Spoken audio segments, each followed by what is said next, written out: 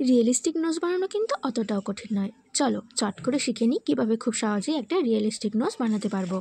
নোজকে যত বেশি শার্পেন বানাতে পারবে তত বেশি কিন্তু রিয়েলিস্টিক মনে হবে। এর জন্য মাথায় রাখতে হবে 3টে কথা।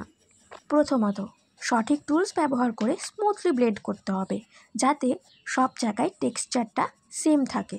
দ্বিতীয়ত, যে কাজটা সবথেকে বেশি মন দিয়ে করতে হবে সেটা হলো শেড তৈরি করা। রেফারেন্সকে দেখতে হবে আর লাইট অ্যান্ড ডার্কের এফেক্ট বুঝে শেড ক্রিয়েট করতে হবে।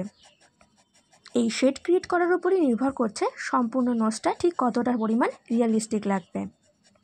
সবশেষে যে ইম্পর্টেন্ট কাজ হলো সেটা হলো রেফারেন্স অনুযায়ী হাইলাইট তৈরি করা। এর জন্য তোমরা যে কোনো ধরনের ইরেজার ব্যবহার করতে পারো।